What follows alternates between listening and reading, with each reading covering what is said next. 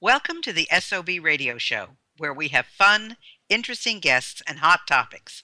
Each week, we offer insights into music, fashion, health, fitness, and humor. Do you have the perfect guest for us to interview? I want to know. Drop me a line on our Facebook page at Spunky Old Broad 1 or reach out to me on our website at spunkyoldbroad.com. And now, back to the show. Hi, everybody. This is Dr. Gail Carson with the SOB show. And of course, I want to make sure you go to my website, which is www.spunkyoldbroad.com. You're going to find my store there where you can find leggings and t-shirts and wonderful mugs with great sayings. You'll find my university where I have self-study online programs. And of course, my virtual SOB club, which is nearing 500 members. So we're excited about that. Also, I want you to subscribe to my YouTube channel, which is also Spunky Old Broad. So all of those things are important to me, and hopefully they'll be important to you. And hopefully you'll also subscribe to my newsletter, which you can also do on my website. Well, I have a fabulous guest for you today, and her name is Judy Wong, and she goes by the Judy Wong. She's an international educator, consultant, life coach, and speaker, and has spent over 50 years in the performing and visual arts and over 40 years in various education and business industries. She's a published poet, a certified Silva Method practitioner, and holds a master's in TESOL, which is teaching English to speakers of other languages. Her newest incarnation is Living Out Loud, Ain't Over Yet, using her vibrational energy healing gift as an anti-retirement advocate. Well, welcome, Judy Wong. Hi, how are you? I'm doing great. So you say that you are an anti-retirement advocate.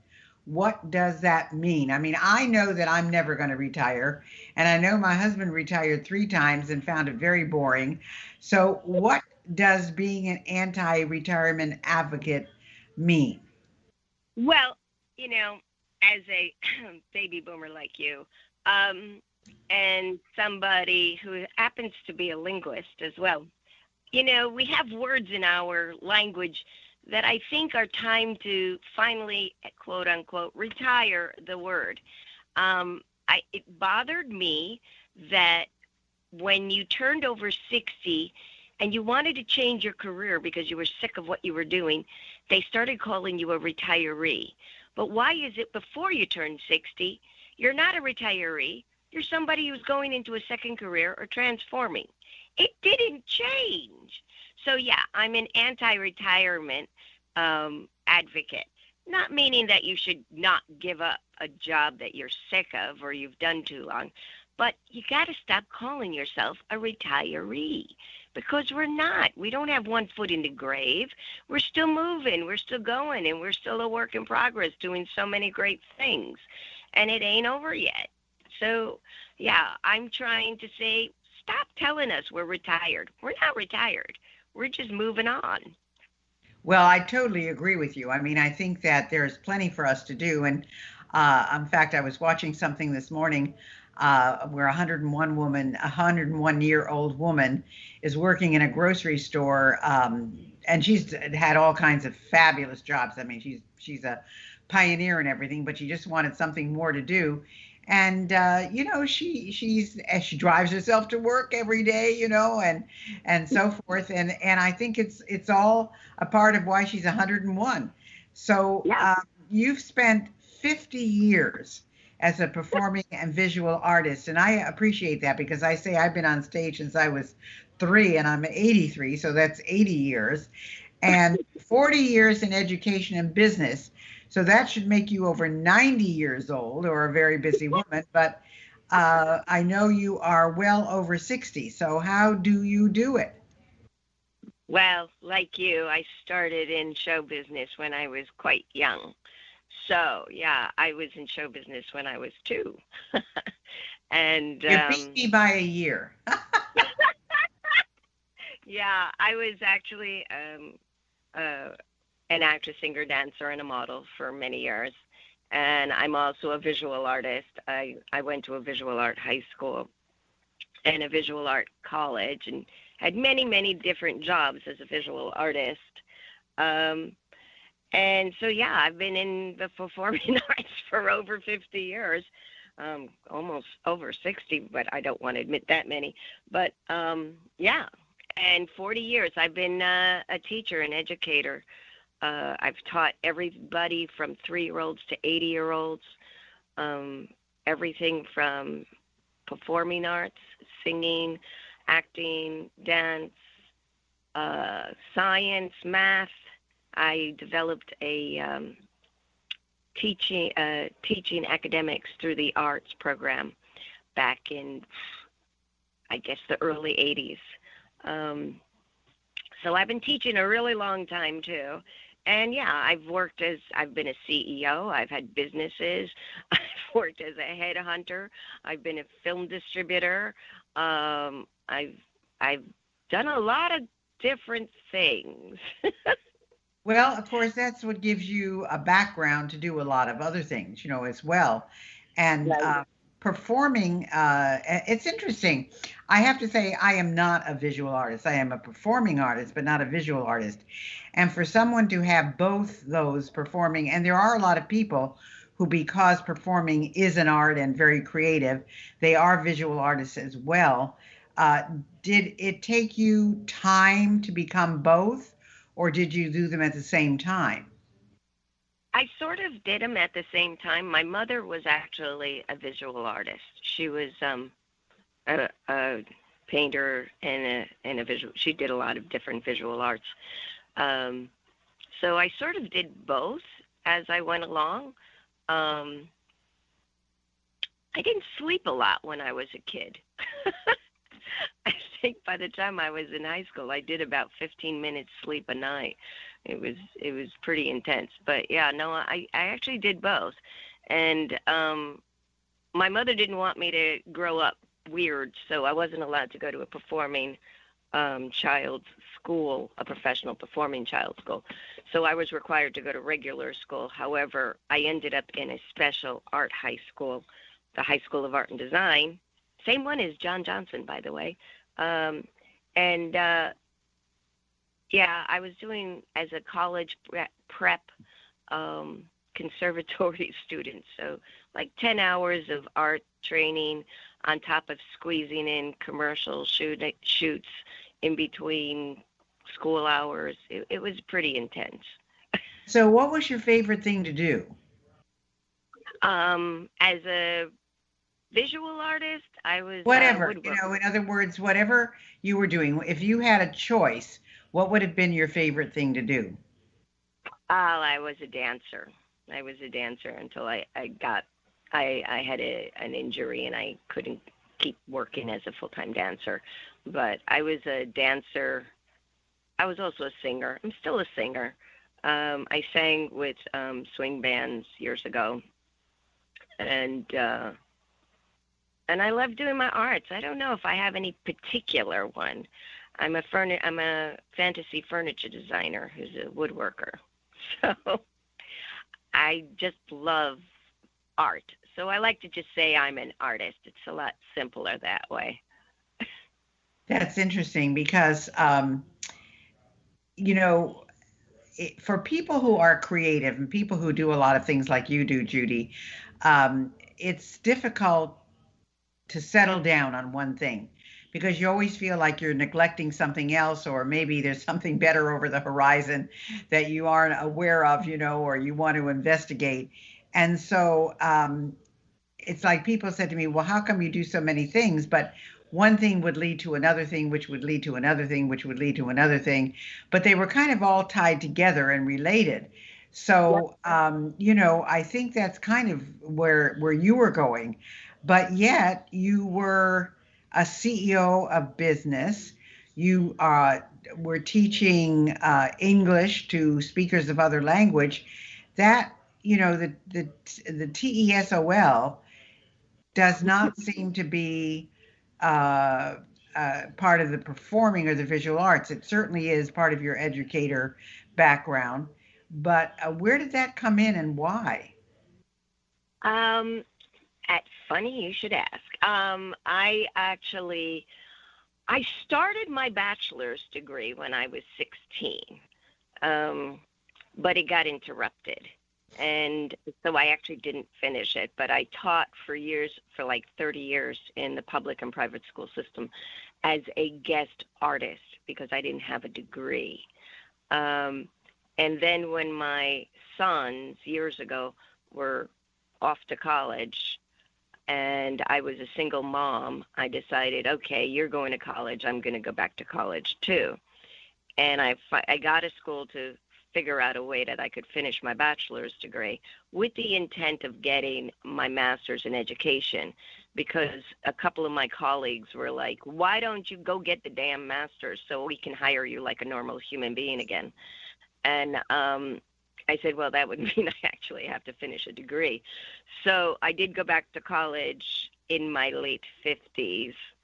And while I was finishing my bachelor's, I was approached by the head of the TESOL department at the New School University. And he said, I have a new program that is a bachelor-master's option. And it's a master's in TESOL. And I had no idea what the hell that meant. And when he explained it to me, was teaching English to speakers of other languages, I realized that during the 30 years that I was teaching my classes, which was, I specialized in a curriculum that I created of teaching academics using the arts. Because when you teach children academics using the arts, you level the playing field for them. And it doesn't matter whether they have learning disabilities or they don't speak English, they are all learning, and they are all learning equally. So it dawned on me that a lot of my students were not really necessarily learning disabled, which I kind of really hate that label that the schools put people on, put children in. But a lot of them were actually not English speakers. So when it was offered to me, I thought, well, that was another tool in my educational toolbox that I could put in that might help me with the students that I do work with. And it would give me some more insight as to how to work with them. And so I said, sure. And plus it was cheaper to get my master's degree if it's batch bundled up with my bachelor's degree. So yeah, I got my degrees in my late 50s with my 20 Well, it just shows you, you don't have to be, what do we call, a young person to do your degrees. I got my doctorate. I think I started studying for my doctorate in my, I'm trying to think now whether it was, I guess it was in my 40s anyway, that I started, my late 40s, that I started studying for my doctorate. And, it's interesting because you talk about, educating and creativity and how you taught, in a creative way. And I actually, my degree is my doctorate's in education. And I did have a chain of career schools. So in a way, I was teaching differently than you, but teaching like you. And I developed into the largest career school chain in the state of Florida. I had 7 offices, and of course, I had a lot of other things going on too.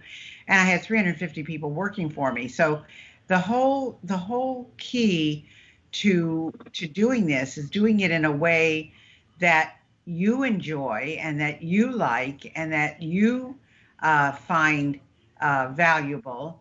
And I think that's important because there's so many similarities between, what you have done and are doing and what I have done and am doing, and except for the visual, the visual creativity, I'm not there. But since you've done so many things, Judy, when did you realize you had the energy healing gift, which is totally different? Well, it's funny, but when I was very small, I used to notice strange things. Like I would see things and hear things, and I just thought I was an odd kid. I was a bit of a loner, so I was to myself a lot. When I became a teenager, I became very obsessed with learning about different religions and paranormal things. And I started dabbling with meeting people and finding out about psychic phenomenon and things like that. And then when I was in my 30s, my mother, who I didn't get along very well with, I couldn't understand why she didn't like me very much. But when I was in my 30s, I finally found out was that I reminded her of my grandmother, who I didn't really know. My grandmother died when I was almost 2. And my mother kind of confessed to me when I was in my 30s one day that my grandmother is actually a clairvoyant. I mean, a real one, not one that like worked as a clairvoyant, but just she really was. And she would do some very strange things, like see things and know things, and which is why my mother was terrified of her. For example, the one incident that really sent my mother over the deep end, and which is why she didn't want to have anything to do with me, was my grandmother one day woke up and said, "Hey, something's going to happen," and the family's like, "Yeah, sure, right, what?" And she said, "No, no, no, really, their neighbor," and she gave the family the name of the neighbor that's down the street, is going to have something terrible happen. And they said, "What?" "She's going to die." And they said, "Well, what are you talking about?" She says, "No, really, next Thursday she's going to die."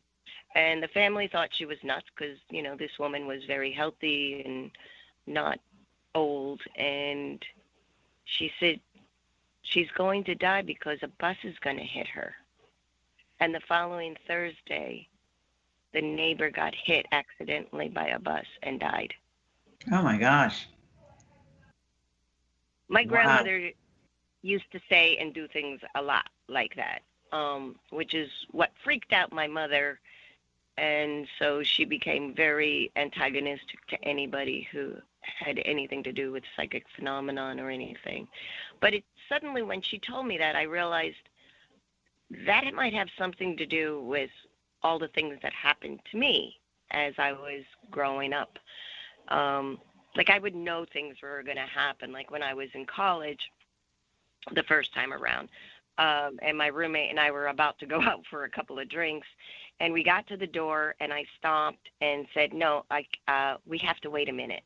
And she said, "Why?" And I said, "Because my boyfriend at the time, who was in the Army down in Kentucky," I said, "he's going to be calling."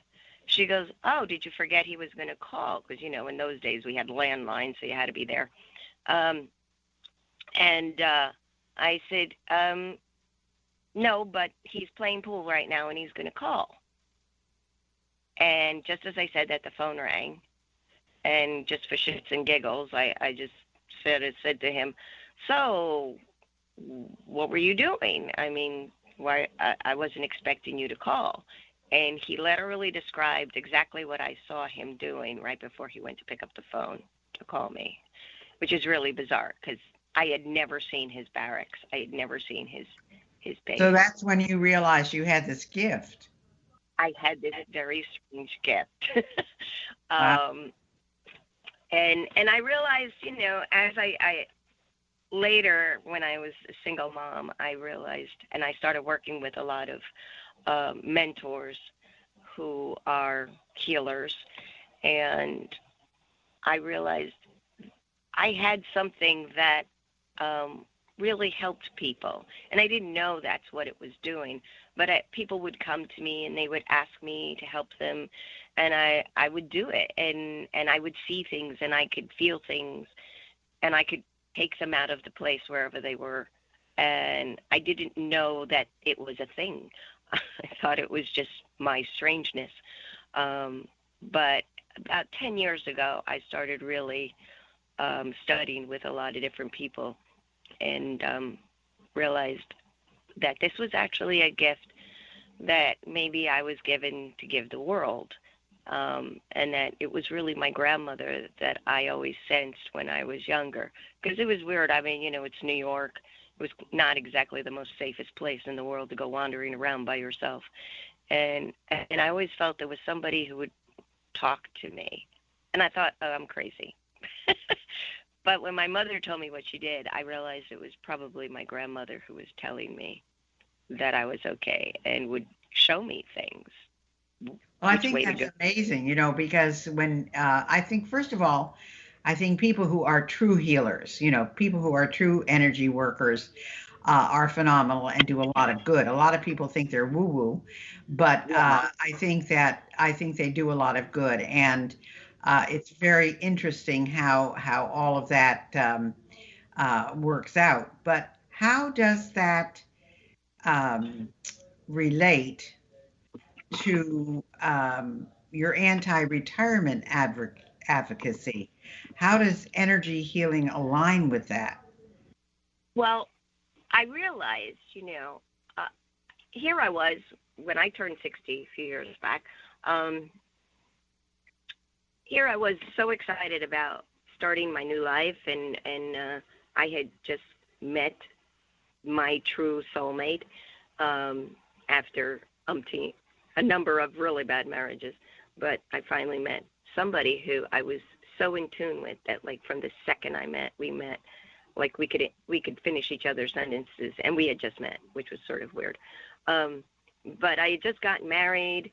I was having an amazing life again, and a family. I was about to embark, and here I was turning 60, and all of a sudden I was being told nonstop that, yeah, I'm a retiree. I'm a retiree. What am I going to do with my retiree?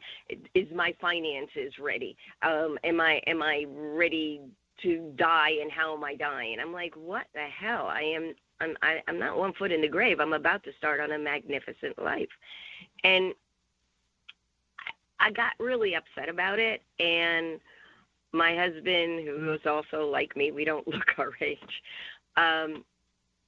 he was like, Judy, maybe you can help people. And I'm like, I don't understand why, when they did a study and people who were in their 90s and hundreds, they actually never thought they were old. If you ask them, none of them, literally across the board, will say they are old. But all the people who were very ill and not feeling well and walking around with 1 foot in the grave, and were not in their 90s and hundreds, were much younger, those were all the ones who bought into the idea of retiree. And and I know, if you tell somebody something enough times, they start to believe it. So, like, when you push that 60 number, that 60 button, and all of a sudden you're being told, well, you're a retiree, you're a retiree, you're a retiree, you start actually saying, yeah, I'm a retiree, but you're not really. And it's a mindset. And then I realized that, why am I different, and my energy seems different than everybody else's? And I realized it's because I still, like 10 years ago when I really started doing my energy work, I started tapping into that light energy of that child that's in me, that's in all of us. We all have that I could do anything child in us, and it's a light inside. And I realized, when I helped people raise their light energy up, that lie, that myth that we are retirees, sort of faded away, and life became possible for them again. Well, it's And so, very interesting that you say all of that, Judy, because first of all, I totally believe in mindset. I believe mindset gets you where you're going. Mindset allows you to bounce back from all the bad things that happen. I think it also allows you to program who and what you're going to do in the future. So I totally agree with you there. And unfortunately, so many of our corporations have the retirement age at 65 or sometimes 62. And yet you see people who don't have that requirement still going into work at 80 and 90, and right. but hopefully it's their choice. It's their choice. So we have about 1 minute left in this segment, and I want to make sure that everybody realizes, we're talking kind of the Judy Wong to a Renaissance woman here, because you've done a lot of things and you continue to do a lot of things.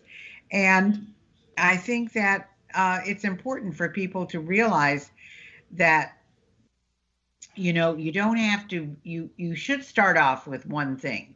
I mean, and get good at that so that then you can start adding other things to it.